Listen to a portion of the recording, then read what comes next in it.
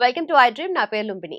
ఎందుకని ఎక్కువగా గ్యాస్ కానీ, కాన్‌స్టిపేషన్ లేదంటే బ్లోటింగ్ ఇలాంటి ఫీలింగ్ వస్తూ ఉంటుంది? డైజెషన్ ఎందుకు మనకు ప్రాబ్లమాటిక్‌గా అయిపోతుంది? స్పెషల్లీ ఇండియన్స్ ప్రతి ఐదుగురిలో ఇద్దరికి ఈ ప్రాబ్లమ్ అనేది ఉంటుంది. ఏదో ఒక ప్రాబ్లమ్ డైజెషన్ రిలేటెడ్‌గా. సో, ఇవన్నీ ఎందుకు ఇంత డెవలప్ అవుతున్నాయి? అండ్ మోస్ట్ ఇంపార్టెంట్‌లీ ఈ మధ్య ఎక్కువగా ఫేస్ చేస్తున్న ప్రాబ్లమ్స్ గురించి డిస్కస్ చేయడానికి we have a special person with us. Gastroenterologist ఉన్నారనమాట. డాక్టర్ హర్ష తేజ గారు. ఆయనతో మాట్లాడదాం. Hello sir. హలో అండి. సో, బేసిక్‌గా ఈ మధ్య ఏమైపోయిందంటే ఎక్కువగా చెస్ట్‌లో పెయిన్ చాలా మందికి ఏమైపోయిందంటే చెస్ట్‌లో పెయిన్ రావడం వల్ల అది హార్ట్ బర్నా? లేదంటే హార్ట్ అటాకా? అనేది క్లారిటీ ఉండట్లేదు. కొంతమంది ఈ మధ్య ఎక్కువగా హార్ట్ రిలేటెడ్ ఇష్యూస్ పెరుగుతున్నాయి కాబట్టి అది ఫస్ట్ అదేనేమో అని చెప్పేసి భయపడిపోతున్నారు. సో, బేసిక్‌గా ఎలా డిఫరెన్షియేట్ చేసుకోవాలి మనం? సో, ఎప్పుడైనా సడెన్‌గా రాత్రిపూట ఎవరికైనా చెస్ట్ పెయిన్ వచ్చినప్పుడు అది హార్ట్ బర్నా, హార్ట్ అటాక్ అని డౌట్ వచ్చినప్పుడు ఎప్పుడైనా మనం ఫస్ట్ ప్రయారిటీ హార్ట్‌కి ఇవ్వాలండి. ఓకే. ఎందుకంటే ఇట్ ఈస్ ఇమ్మినెంట్ డేంజర్ కాబట్టి వెంటనే హార్ట్ అటాక్ అని అనిపించినప్పుడు వెంటనే దగ్గరున్న హాస్పిటల్‌కెళ్ళి దానికి సరిపడా టెస్ట్ ఈసీజీ గాని, వేరే బ్లడ్ టెస్ట్ డ్రాప్ అయ్యని చేస్తారు. ఓకే. ఆ 2 చేయించుకోవటం బెటర్ అండి. ఒకవేళ అర్ధరాత్రి వచ్చిందంటే. కానీ మీకు రిపీటెడ్‌గా డే ఇన్, డే ఔట్ తిన్న వెంటనే ఛాతీలో మంట రావటము, పుల్ల తేన్పులు హ్మ్. రావటము, పడుకున్న వెంటనే ఆ నొప్పి ఆర్ మంట అనేది ఎక్కువైపోవటము, ఇలాంటివన్నీ ఉంటే అది హార్ట్ బర్న్ అంటామండి. ఓకే. హార్ట్ అటాక్ ఉన్న పేషెంట్స్ ఎలా ఉంటారంటే వాళ్ళకి ఆ బర్న్ చెస్ట్ పెయిన్‌తో పాటు చెమట పట్టటము, బాగా ఆయాసం రావటము, హ్మ్. అదే నొప్పి చేతికి స్ప్రెడ్ అవ్వటము. ఇవన్నీ కామన్ సింప్టమ్సా? అవునండి. ఓకే. హార్ట్ అటాక్‌లో మనం చూసే కామన్ సింప్టమ్స్ ఇవన్నీ. సో, వాళ్ళకి జా లైన్‌కి పెయిన్ రేడియేట్ అవ్వటము, ఇవన్నీ హార్ట్ అటాక్‌లో చూస్తుంటుంటాం. ఓకే. వాళ్ళకి నడుస్తుంటే నొప్పి ఎక్కువ అవ్వటము, ఆ నొప్పనేది చాలా మందికి హార్ట్ అటాక్ ఉన్న వాళ్ళకి మోర్ దెన్ 20 మినిట్స్ ఉండే అవకాశం చాలా ఉంటుందండి. కానీ అదే హార్ట్ బర్న్ అయితే మనం ఏదైనా సిరప్, జెల్స్ ఇలాంటివి తీసుకున్నా, ఏదన్నా యాంటాసిడ్ తీసుకున్నా ఓ 15, 20 మినిట్స్‌లో సబ్సైడ్ అవ్వటము. క్లాసిక్‌గా ఫుడ్ రిలేషన్ ఉండటం చాలా కామన్ అండి. రైట్. ఓకే. సో, హార్ట్ బర్న్‌కి ఎక్కువగా అంటే రావడానికి ట్రిగ్గర్ చేసే ఫుడ్స్ ఏంటి సార్? సో, మనం తీసుకునే day in, day out majority foods వల్లనే అంటే మన మార్నింగ్ చాలామందికి కాఫీ వల్ల గూడా రిఫ్లెక్స్ అనేది చాలా ఎక్కువవుతుందండి. రైట్. కాఫీ వల్ల ఎసిడిటీ రాకపోవచ్చు.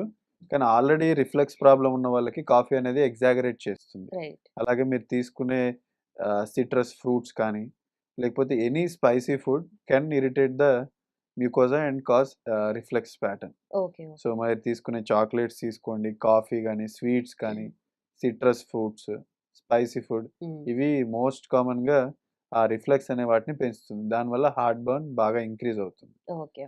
సో, హార్ట్ బర్న్ ఉన్న వాళ్ళు ఈ ఫుడ్స్‌ని కొద్దిగా తక్కువలో తీసుకోవటం, అవాయిడ్ చేయటం చాలా బెటర్.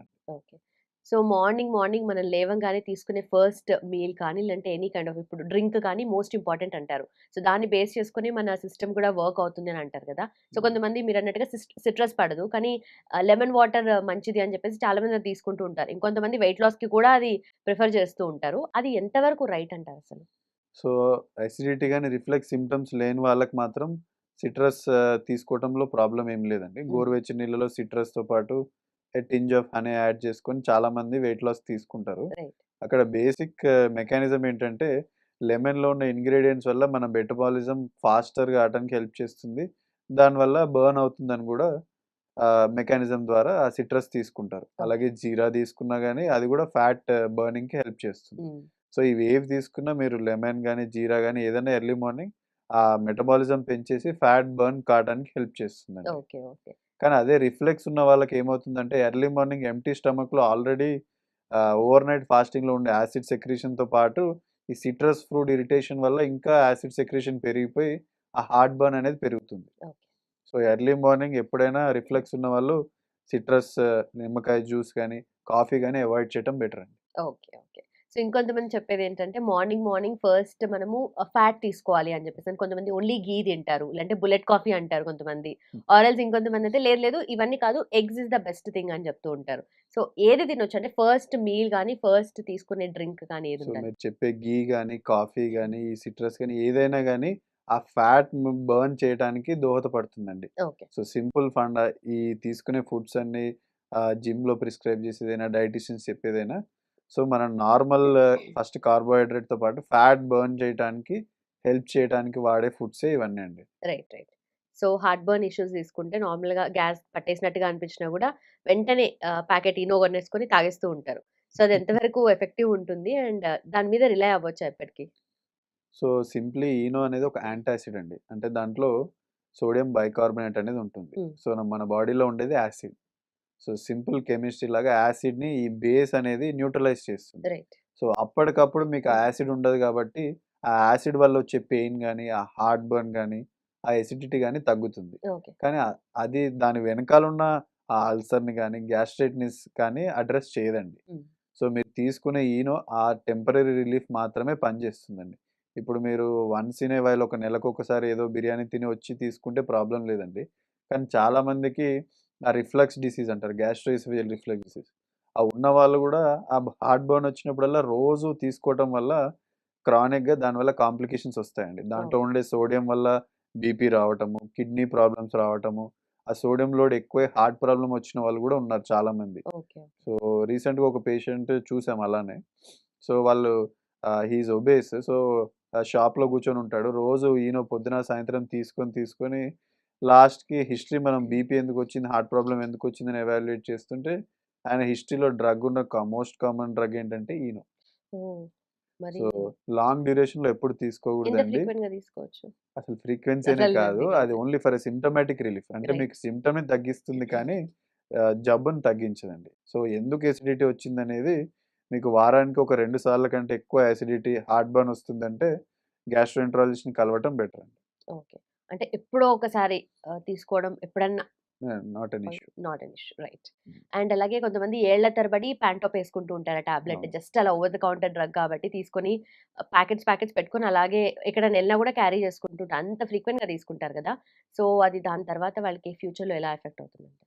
సో, ఇప్పుడు మనం డిస్కస్ చేసినప్పుడు ఈ ఎసిడిటీ గానివ్వండి, హార్ట్ బర్న్ గానివ్వండి, సో, ఇవన్నీ దాంట్లో ఉన్న మనం ఆ ప్రాబ్లమ్‌ని ఐడెంటిఫై చేయకుండా హ్మ్. ఈ ఈ Pantop or any rabeprazole or esomeprazole multiple drugs ఉన్నాయండి. వీటిని ప్రోటాన్ పంప్ ఇన్హిబిటర్స్ అంటారు. సో, ఇవేం చేస్తాయంటే మనం తీసుకున్న తర్వాత బ్లడ్ స్ట్రీమ్‌లో కలిసి మన యాసిడ్ సెక్రీషన్‌ని ఇర్రివర్సిబుల్‌గా తగ్గిస్తుంటుంటాయి. ఓకే. సో, దానివల్ల ఓవర్ ద టైమ్ ఏమవుతుందంటే మన స్టమక్‌లో అసలు యాసిడ్ అనేదే ఉండదు. సో, యాసిడ్ మీరు ఎక్కువ ప్రొడక్షన్ అయితే వచ్చే ప్రాబ్లమ్సే చాలామంది చూస్తుంటారు. హ్మ్. కానీ మన యాసిడ్ అనేది మన డే టు డే లైఫ్‌లో చాలా ఇంపార్టెంట్ అండి. ఇప్పుడు మీ ఫుడ్ డైజెషన్ కావటానికైనా, న్యూట్రియంట్స్ అబ్జార్ప్షన్ అయినా, ఇప్పుడు బి12 అబ్జార్బ్ కావాలన్నా మన బాడీలో యాసిడ్ ఉండాల్సిందే. ఓకే. ఐరన్ అబ్జార్ప్షన్‌కి కూడా యాసిడ్ ఎన్విరాన్మెంట్ కావాలండి. అలాగే కాల్షియం అబ్జార్ప్షన్, మెగ్నీషియం అబ్జార్ప్షన్ వీటన్నిటికి యాసిడ్ అనేది చాలా important. Okay. Okay. So, acid తగ్గినప్పుడల్లా ఏమవుతుందంటే, ఆ యాసిడ్ జనరల్‌గా మన బ్యాడ్ బ్యాక్టీరియాని గూడా చంపేస్తుంది. మనం తీసుకునే ఫుడ్‌లో. సో, ఇలా లాంగ్ టర్మ్ యాసిడ్ లేకపోవటం వల్ల స్టమక్‌లో ఇన్ఫెక్షన్స్ రావటము, టైఫాయిడ్ లాంటి డిసీజెస్ చాలా పెరగటము. అలాగే ఈ పీపీఐస్ తీసుకున్న వాళ్ళకి చాలా లాంగ్ టర్మ్‌లో లంగ్ ఇన్ఫెక్షన్స్ గూడా వస్తున్నాయండి. ఓకే. ఎందుకంటే, ఆ బ్యాడ్ బ్యాక్టీరియా చిన్న పేగులో నుంచి బ్లడ్‌లో కలిసి లంగ్‌లో గూడా ఇన్ఫెక్షన్ క్రియేట్ చేయటము. ఇది అఫీషియల్‌గా గూడా దాని అసోసియేషన్ ప్రూవ్ అయింది. ఓకే. సో, చిన్న పేగు ఇన్ఫెక్షన్స్ రావటము, లంగ్ ఇన్ఫెక్షన్స్ రావటము. ఇంతకుముందు మనం డిస్కస్ జేసినట్టు ఆ విటమిన్ అబ్జార్ప్షన్స్ ఏవైతే తగ్గుతున్నాయో, ఇప్పుడు హైపోమెగ్నీసిమియా అంటారు. ఆ హ్మ్. మెగ్నీషియం తక్కువైనప్పుడు మన కండరాలలో నొప్పులు రావటము, ఓకే. వీక్‌నెస్ రావటము. సో, చాలామంది రిపీటెడ్‌గా ఈ ప్యాంటప్ తీసుకునే వాళ్ళు ఇవన్నీ ఎవరు అబ్జర్వ్ చేయరు. దానివల్ల ఇది వస్తుందని వస్తుందని ఎవరు తెలీదు. ఐడెంటిఫై చేయరు. ఓకే. సో, ఇలా మెగ్నీషియం తగ్గడం వల్ల చాలామంది ఫిట్స్ వచ్చిన వాళ్ళు గూడా ఉన్నారు. సో, ఎప్పుడైనా మెగ్నీషియం, హైపోమెగ్నీసిమియా ఉన్నప్పుడు ఈ టాబ్లెట్ బంద్ చేస్తూ అది రిప్లేస్‌మెంట్ తీసుకోవటం ఐడియల్ అండి. ఓకే. ఓకే. అలాగే ఒక పేషెంట్ మా దగ్గరకొచ్చారు. So, he is taking from past 25 years Pantop daily. Daily. అది వేసుకోకపోతే తనకి మంట వచ్చేస్తుందని 25 ఇయర్స్ తీసుకున్నారు. కానీ తను వచ్చింది ఎమర్జెన్సీ దేనికంటే నడుస్తూ బాత్రూమ్‌లో జారి పడిపోయారు. హుహు. సో, తన తొంటి బొక్క విరిగింది. ఓకే. సో, తొంటి బొక్క ఎందుకు విరిగిందని తన హిస్టరీలో ఎవాల్యుయేట్ చేస్తే 25 ఇయర్స్ నుంచి ప్యాంటోప్ అనే టాబ్లెట్స్ ఇది తీసుకుంటున్నాడు. వీక్ అయిపోయిందా? ఓకే. సో, ఆ కాల్షియం అబ్జార్ప్షన్, ఆ మెగ్నీషియం అబ్జార్ప్షన్స్ లాంగ్ టర్మ్‌లో లేక బొక్కలనేవి బాగా పలచబడిపోయి హ్మ్. సో, ఆస్టియోపోరోటిక్ ఫ్రాక్చర్ అంటారు. సో, ఎలోన్ అది 100% కాజ్ చేయకపోయినా ఆస్టియోపోరోటిక్ ఫ్రాక్చర్ కానీ అది మేజర్ ఫ్యాక్టర్ అయింది ఆ పేషెంట్. రైట్. రైట్. సో, ఈ ఫ్రాక్చర్స్ అవ్వటం గానీ, ఈ మెగ్నీషియం డెఫిషియన్సీస్, ఈ చిన్న పేగు లంగ్ ఇన్ఫెక్షన్స్ కానీ, ఇలాంటివన్నీ చాలా లాంగ్ టర్మ్ పీపీఎస్ తీసుకోవటం వల్ల వస్తుంటాయండి. కొంతమందికి ఎక్స్ట్రా గ్రోత్స్ పాలిప్స్ కూడా వస్తుంటుంటాయి స్టమక్లో హుహు. ఈ లాంగ్ టర్మ్ పీపీఐస్ తీసుకోవటం వల్ల. ఓకే. ఓకే. సో, మీరన్నట్టుగా మెగ్నీషియం డెఫిషియన్సీ ఉన్నప్పుడు కండరాలు నొప్పిలాగా ఫార్మ్ అయిపోయి కంప్లీట్‌గా నర్వ్స్ రిలేటెడ్‌గా లాగానే చూడొస్తారా? అవును. అవును. సో, మెగ్నీషియం అనేది నర్వ్ ఒకటే కాదండి. అది జనరల్‌గా ప్రతి ఒక్క సెల్‌లో ఉండే మెంబ్రేన్‌ని స్టెబిలైజ్ చేస్తుంది. ఓకే. ఇన్‌సైడ్, ఔట్ కరెంట్స్‌ని మెయింటైన్ చేయటానికి మెగ్నీషియం అనేది చాలా మల్టిపుల్ వాటికి నీడెడ్. ఇప్పుడు మన పవర్ హౌస్, మైటోకాండ్రియా అనే సెల్‌లో ఏది దానికైనా గాని మెగ్నీషియం ఒక పార్ట్. సో, అది మెంబ్రేన్ స్టెబిలైజర్ అని గూడా అంటుంటారు. రైట్. సో, దానివల్ల ఆ కండరాల వీక్‌నెస్ వల్ల దానికి కావాల్సిన మెగ్నీషియం లేక వీక్‌నెస్ రావటము, ఎక్కువ నడవలేకపోవటం, ఫిట్స్ రావటము ఇలాంటివన్నీ మనం చూస్తుంటాం. ఓకే. ఓకే. అండ్ ఆల్సో కొంతమందికి మార్నింగ్ నిద్ర లేవగానే ఫస్ట్ ఇట్లా చాలా ఉబ్బరంగా అనిపిస్తుంది.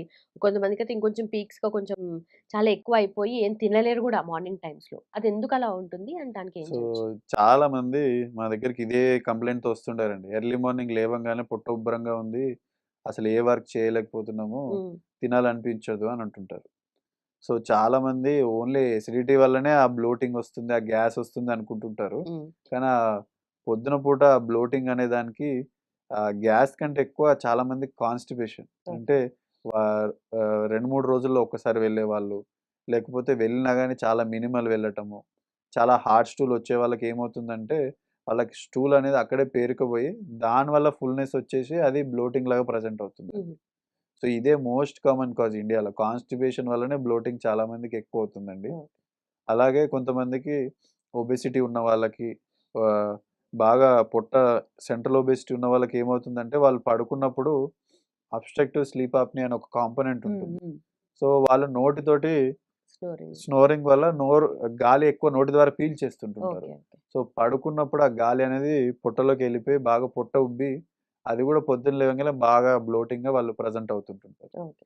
సో, ఇది ఒబెసిటీ చాలా సెడెంటరీ లైఫ్ స్టైల్ ఉన్న వాళ్ళకి, సివియర్ స్నోరింగ్ ఉన్న వాళ్ళకి మనం కామన్‌గా ఏరోఫీజియా గూడా చూస్తుంటుంటాం. ఓకే. ఇంకొకటేంటంటే విజరల్ హైపర్ సెన్సిటివిటీ అంటారు. కొంతమందికి కొంచెం గ్యాస్ ప్రొడక్షన్ అయినా నార్మల్ గ్యాస్ ప్రొడక్షన్ ఉన్నా వాళ్ళ బాడీ ఏమో చాలా ఎక్కువ ఉందని ఫీల్ హుహు. అయిపోతుంటుంటారు. సో, దాన్ని ఇరిటబుల్ బవెల్ సిండ్రోమ్ అని గూడా అంటుంటారు. అందులో ఒక కాంపోనెంటే ఈ బ్లోటింగ్ ఉండుండొచ్చు. ఓకే. ఓకే. అలాగే ఇంకా వేరే కారణాలు గూడా ఉన్నాయండి. కొంతమందికి ఆకుకూరల్లో ఫాడ్‌మ్యాప్ అనే కంటెంట్ ఉంటుంది. హ్మ్. సో, ఈ హై ఫాడ్‌మ్యాప్ ఉన్న ఫుడ్ లైక్ యాపిల్ గాని, చెర్రీస్ తీసుకున్నప్పుడు ఏమవుతుందంటే వాళ్ళ బాడీ అది డైజెస్ట్ చేయలేదు. ఓకే.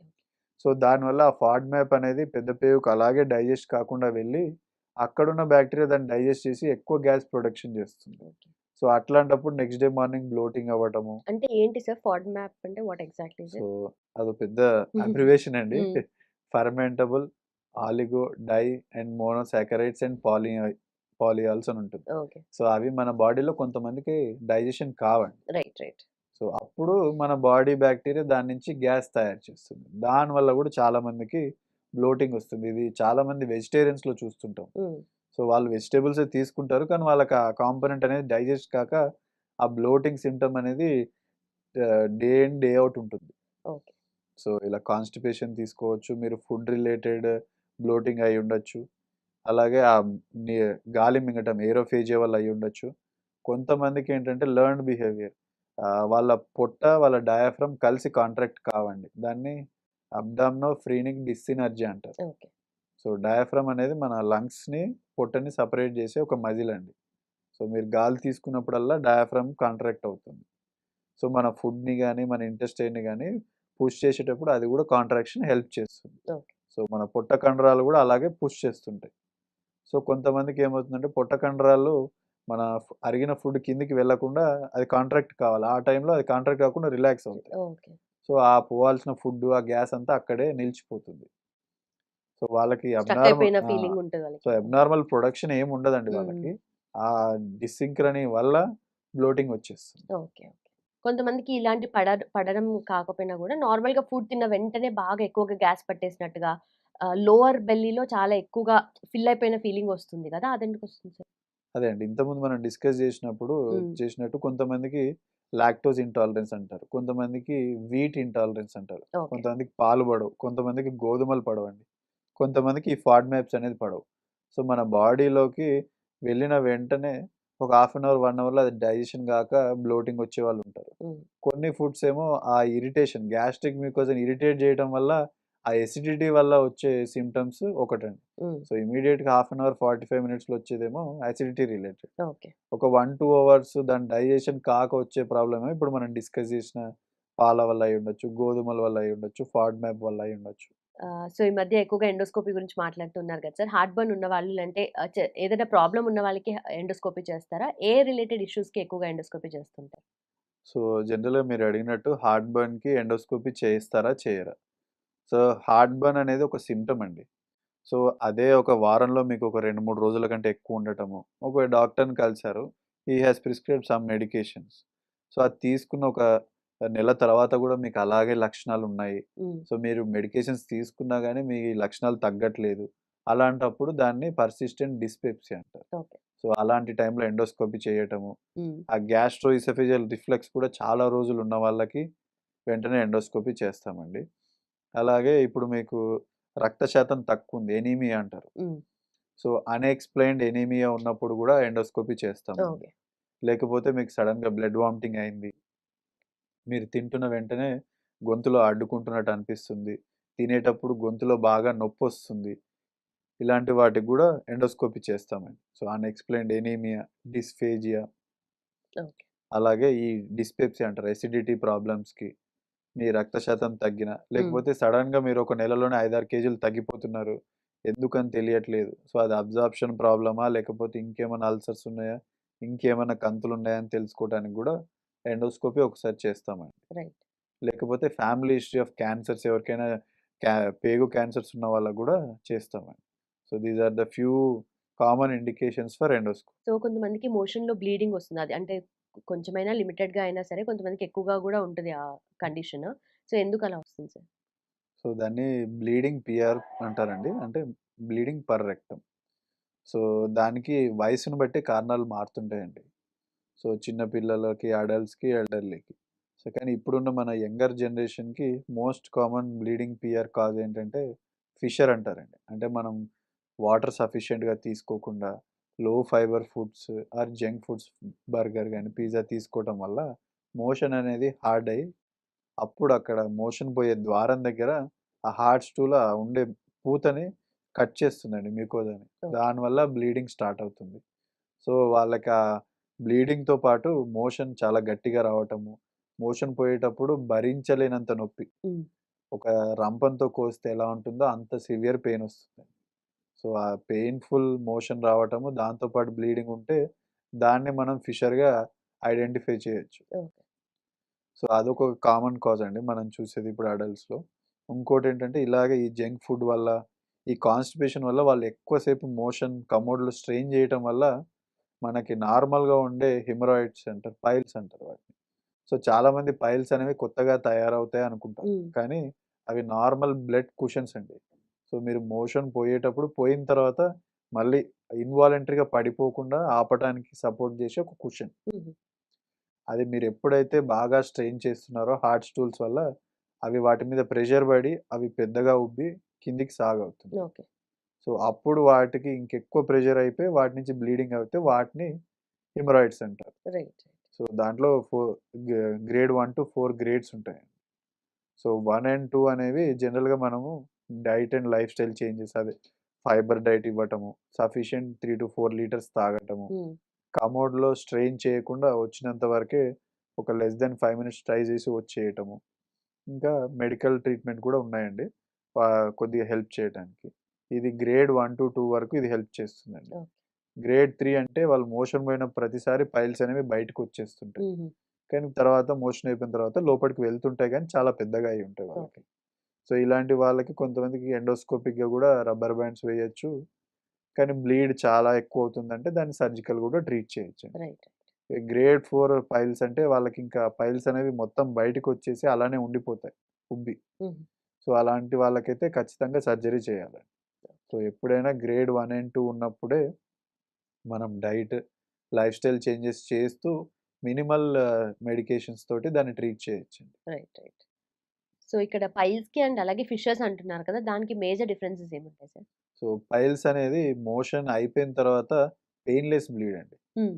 సో వాళ్ళకి మోషన్ అయిపోయిన తర్వాత వాళ్ళకి తెలియకుండా కమోడ్లో ఫ్రెష్ బ్లడ్ ఫాస్ట్గా పడిపోతుంటుంది. Okay. Okay. So painless bleeding ఉంది అంటే more in favour of piles అండి. ఫైల్స్. ఓకే. కానీ పెయిన్తో పాటు ఫ్రెష్ బ్లడ్ వస్తుంది, అది మోషన్ పోయినప్పుడే వస్తుంది అంటే అది ఫిషర్ అని మనం అనుకోవచ్చు. హుహు. ఓకే. సో అలాగే కొలనోస్కోపీ చేస్తుంటారు కదా! సో ఏ కండిషన్స్‌కి కొలనోస్కోపీ చేస్తారు సార్? సో జనరల్‌గా ఇప్పుడు మనం డిస్కస్ చేసినట్టు మోషన్‌లో బ్లడ్ వచ్చే వాళ్ళకి అది నార్మల్ మెడికేషన్స్‌తో కంట్రోల్ అవ్వట్లేదు. అది పైల్స్, హిమరాయిడా అని కూడా చెప్పలేకపోతున్నాము. సో అలాంటి వాళ్ళకి మనం కొలనోస్కోపీ చేయొచ్చండి. Right. So other causes of bleeding PR, so వాళ్ళకి పాలిప్స్ అంటారు, ఎక్స్ట్రా గ్రోత్స్, దాని నుంచి కూడా కొంతమంది బ్లీడ్ అవుతుంటారండి. క్యాన్సర్, కోలాన్ క్యాన్సర్ ఉన్న వాళ్ళు కూడా మోషన్‌లో బ్లడ్ లాగా ప్రెజెంట్ అవుతుంటారు. సో ఎనీ బ్లీడింగ్ పియర్ ఎవరికైనా 45 సంవత్సరాల తర్వాత ఫస్ట్ టైం మోషన్‌లో బ్లడ్ రావటము, సడెన్‌గా వాళ్ళు బరువు తగ్గిపోయి మోషన్ హార్డ్ అవుతుంది. లేకపోతే సడెన్‌గా ఒక 2 రోజులు మోషన్ నార్మల్ వస్తుంది. తర్వాత ఇంకో నెల రోజులు లూజ్ మోషన్స్ అవుతున్నాయి. సో దాన్ని ఆల్టర్నేటింగ్ బవల్ హ్యాబిట్స్ అంటారండి. ఓకే. సో అలాంటి వాళ్ళకి. కొంతమందికి నెలల తరబడి మోషన్స్ అవుతూనే ఉంటుంటాయి. సో క్రానిక్ డయేరియా అంటారు. సో అట్‌లీస్ట్ 1½ మంత్, 2 మంత్స్ దాటినా కూడా మందులతోటి ఆ మోషన్స్ తగ్గట్లేదు అన్న వాళ్ళకి మనం కొలనోస్కోపీ చేస్తాము. సో క్రానిక్ డయేరియా, లేకపోతే సంవత్సరాల తరబడి అసలు వాళ్ళకి మోషన్ పోలేకపోతున్నారు. వారానికి 1, 2 సార్లే మోషన్ వెళ్తున్నారు. ఆ క్రానిక్ కాన్‌స్టిపేషన్ ఉండి దాంతో పాటు వెయిట్ లాస్ ఉన్నా, లేకపోతే సడెన్‌గా బ్లడ్ కనపడినా, సో వీళ్ళకి కొలనోస్కోపీ చేస్తుంటామండి. ఓకే. లేకపోతే స్క్రీనింగ్ కొలనోస్కోపీ అంటారు. సో జనరల్‌గా మన కంట్రీలో లేదు, వెస్టర్న్ వరల్డ్‌లో ఫాలో అవుతుంటారు. సో 45 సంవత్సరాలు దాటిన వాళ్ళందరికీ క్యాన్సర్ స్క్రీనింగ్ అనేది చేస్తుంటారండి. సో ఇవి common indications. Right sir. Done sir. Thank you so much and thanks for your time. Thank you. And for more videos, Please subscribe to iDream. Please subscribe to iDream. Please subscribe iDream. And please subscribe to iDream. For more videos, subscribe to iDream. please like, share, and subscribe to the channel. Congratulations, iDream. Subscribe to iDream. Subscribe to iDream. So subscribe to iDream Media. iDream ki iDream team andarki huge congratulations. Please subscribe iDream Media. Please subscribe to iDream. Subscribe iDream. Please subscribe to iDream. iDream అంటే నా కళల ఛానల్ను subscribe చేసుకున్న నోరు తిరుగుతలేదు, మీరైతే గంట గుర్తు కొట్టండి. For more such videos, please subscribe to iDream. Subscribe to iDream. Please subscribe to iDream. Please subscribe iDream Media. Please do subscribe to iDream. Please subscribe to iDream Media. For best entertainment and information, please subscribe iDream. And don't forget to subscribe to iDream.